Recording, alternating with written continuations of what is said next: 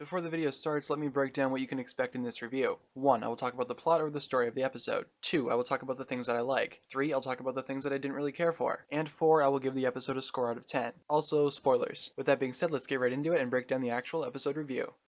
Hey, how's it going, guys? It's Tanner here, and welcome back to yet another one of my Ninjago Season 8 episode reviews. Tonight we are taking a look at episode 81, of course entitled Game of Masks. And as I'm sure you guys know, we are doing the one video review per week or per day schedule because the Season 8 episodes are coming out every day now in the United States. So for the rest of the season, we're just going to be doing these reviews as soon as they come out, or as soon as the episode comes out, I should say. So yeah, just going into the plot of this episode and starting things off, it actually opens with a flashback featuring Harumi, and it shows more of her backstory and where she is, how she got to where she is as a character today. And pretty much this all started with the incident of the Great Devourer way back in the first season of Ninjago, which is, it was a pretty sad flashback overall because it does feature her parents dying during the Great Devourer attack, so that kind of sucks a little bit. But I am happy that they sort of tie the universe together a little bit more, and we'll get more into what I think about that later on. But yeah, it is revealed here that her birth parents were killed during that attack, and that's how she actually got the nickname of the Quiet One. So if you've seen the episode, you know what I'm talking about. But yeah, it's pretty sad, but it was a pretty interesting way to start the episode, I'd say. We then cut to Lloyd and Harumi searching for the temple, which houses the last of the 3 Oni masks, and she is very obviously trying to sabotage Lloyd's efforts to locate the mask and actually try to get through the temple. Meanwhile, the Sons of Garmadon are interrogating the ninja for Lloyd's location, and they, of course, I guess they don't really know where it is, so that's something.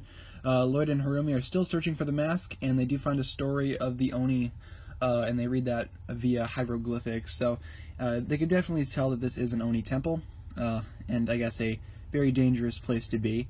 And Harumi and Lloyd find a possible opening to get to where the mask is housed, but Lloyd hesitates, but after some reassurance from Harumi, he eventually gets through and they find the 3rd mask. Harumi tries to take it, however only Lloyd can access the mask because he is part Oni by blood, so clearly I guess it is like some sort of spell, if you will. And Lloyd goes ahead and does just that. He goes ahead and removes the mask from its pedestal, and Harumi, of course, is very eager to see it, and this is where Lloyd kind of puts 2 and 2 together and sort of questions, I guess, her loyalty to him, and Harumi is obviously failing to keep her cover.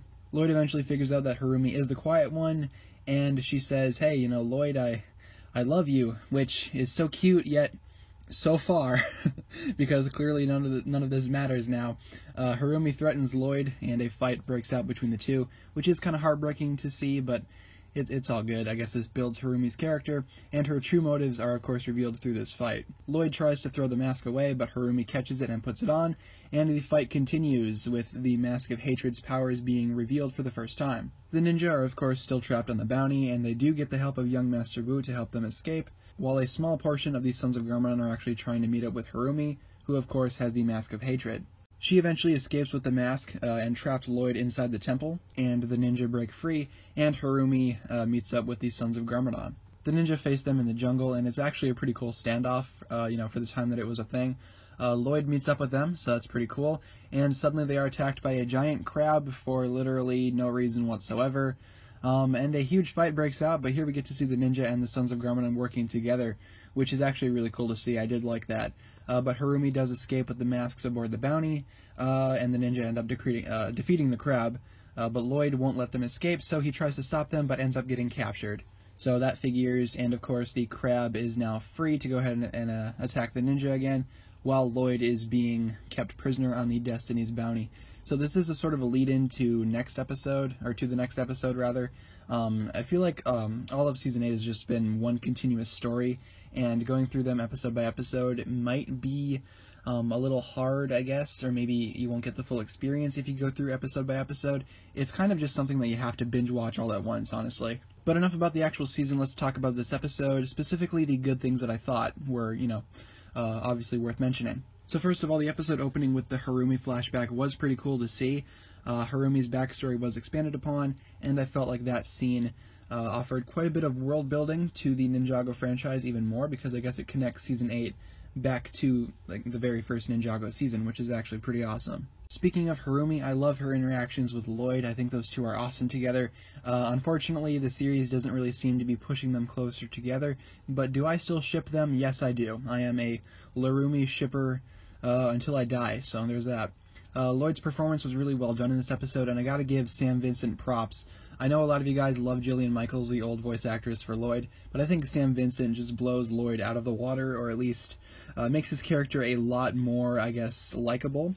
Especially in this episode, and especially his interaction with Harumi, as I mentioned earlier. Like, those scenes, I could tell the acting was on point, so big shout out to Sam Vincent for his excellent work in this episode. What else? The Ninja and Sons of Garmadon standoff was pretty cool in the forest, and that was pretty much thanks to some great dialogue. So once again, the writing is on point, and the voice acting really does help that. So I really did like this episode a lot. However, I do have a few things to point out in terms of negatives. I really did like the Harumi flashback. However, I felt that maybe having that flashback introduced a few timeline confusions, because if Harumi is supposed to be, I guess, as young as she was in that flashback, how old is she now? Is she still the same age as the ninja? Because the ninja definitely weren't that young back then. Or is she supposed to be the same age as Lloyd, which means she was older than young Lloyd was in Season 1? Because remember, Lloyd got the Tomorrow's Tea and aged up, so I really can't see how that works. Maybe I just need to think about it a little bit. Maybe I just need to, sleep it off, and then in the morning I'll say it's all fine. But I felt that was a little confusing, I guess, going into it. I did like the flashback, though. I thought that scene was awesome. But for everything I listed here, this episode was pretty solid, and I'm going to go ahead and give it a solid 9 out of 10. So pretty good episode this go-around, and I can't wait to see what's up with the episode that's coming out tomorrow. So with that being said, thank you so much for watching this review. This was my review of Ninjago episode 81. If you enjoyed, feel free to give this video a thumbs up rating, and as always, be sure to hit that subscribe button, guys. It really does mean a lot to me. Remember that the comment section is yours for discussions you want to have regarding this topic, or if you just had a general comment, that's fine too. Thank you guys so very much for watching once again. My name is TannerFishies, and with that, I bid you farewell.